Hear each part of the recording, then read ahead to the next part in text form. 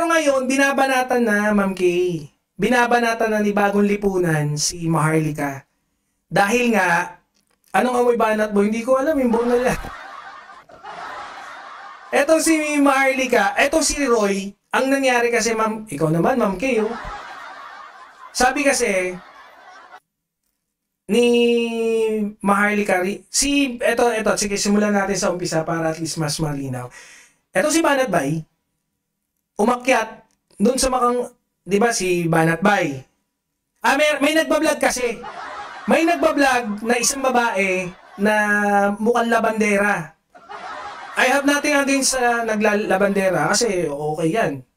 Kaya lang itong vlogger na to, na mukhang labandera, kasi iba yung dating niya, mukha siyang mahilig magkusot, yung ayaw gumamit ng washing machine.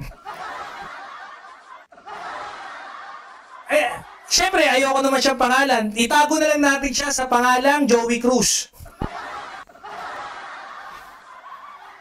Mukhang kaibigan pa ni Ma'am Kate yun eh. So, yun. No? So, labandera to na mukhang mahilig magkusot ng labada. Ngayon, andun umakyat si Banat Bay. Dun sa live nun, gusto niyang ipakita yung mulagat niyang mata. Di na gano'n. Since andun din si Bagong Lipunan, sa comment section, sabi, akyat ka, bakla kang hayop ka, umakyat si bakla.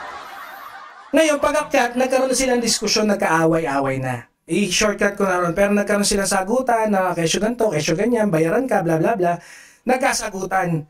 Nung pagkatapos nila magsagutan, etong si Roy Domingo, nabuisit na kila Sas dahil tinawanan daw ni Sasot, tinawanan daw ni Labandera, tinawanan din daw ni Banat Bay. Nagrebelde ang bakla. Nagrebelde tong baklang Roy. Ang ginawa ni si Ma'am Joey po ba, okay lang po sa kanya.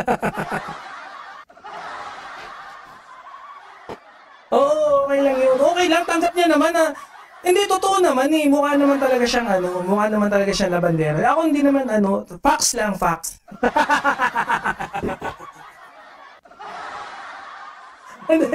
So, yun na. Yun na. So, napikon si Bagong Lipunan. Ngayon, unang binanatan si Sasot, tapos binanatan si Banat Bay, tapos nakipagsagutan na siya sa mga Iskonians. Alam mo na mga tropa ni Banat Bay, puro Iskonians. Then later on, ang nangyari, nung binanatan ni parang naulol na kasi humina talaga yung views. Very significant yung paghina ng views ni Bagong Lipunan. Siguro naasar siya, nabaliw, nabakla. Ma'am Lola Mel's Kitchen, ay gusto ko yung mapanood dyan. So nung pagkatapos, huwag nyo na panoorin. Yun na yung summary nun. So pagpunta niya, nung di napanood niya na, ano nga ba, binanatan niya. Ngayon, hindi pa siya nakontento, binanatan niya tong si Baklang Glenchong. Sabi niya, maglabas ka dyan ng patunay na meron kang ethics. Joke lang. Ang sabi ni Bagong Lipunan, Glenchong, bakit sinasabi mo, Manang Tere, syarap! Sabi ni Bagong Lipunan, bakit mo tinitira yung Smartmatic pero favor ka pa rin na magkaroon pa rin ng pork barrel para sa mga project, magkakaroon dyan ng korupsyon. Eto naman si Boy Bakla, si Boy Baho. Si Boy Baho, sabi niya, syempre, hindi ka para sa bayan. Ganon kaagad ng eklabu. Syempre, eto naman, total, nagkatikiman na si Glenchong at saka si Maharlika dati. May relasyon sila. Di ba? So, since nagtikiman sila dati, pinagtanggol nung tumikim. Doon sa natikman. Pinagtanggol na itong tumikim na si Maharlika, yung natikman niyang si Glenchong, at sabi niya, ang ginawa pala niya, inutusan niya si Boy Batak, si Shabu. So, ganon talaga dito, Ma'am Kate. So, Si Baklang Batak, si Baklang Batak, si Pebbles. Yan, mga tropa dati yan, di ba? Si Baklang Batak, ginawa, nag-post ng patungkol naman kay ano. Nag-aalit ngayon si Baklang Roy. Etong si Baklang Roy, si Boy Baho, pucha, nagano, sabi niya tanan, binlag niya, kinontent niya tong si Maharlika 2 days ago. Ang sabi niya, pucha, gago ka pala eh. Oh.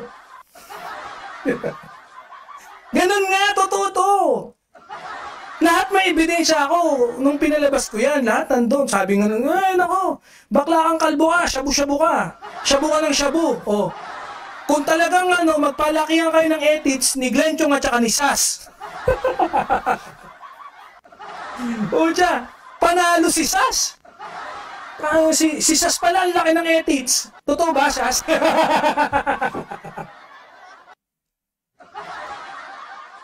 Ayun ang buod ng kwento. Oh, Ma'am Kate, na-gets mo na. Oh, sana gets mo na ang may malaking edits talaga si Sas Rogando Sasot.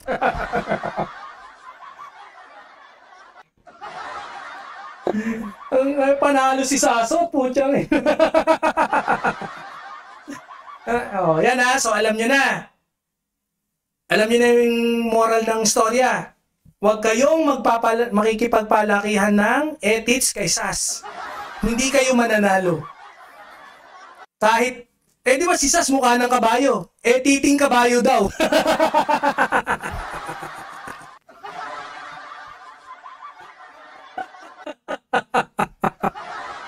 Wala, hindi, yun ang totoo. So, totoo yan ha, facts yan. Tama dito, hindi tayo nag-ano. So, okay na. Sana medyo naliwanagan ka kahit konti ha. Ma'am Kate, naliwanagan ka na, okay na? Can I move on to Coach Jarrett?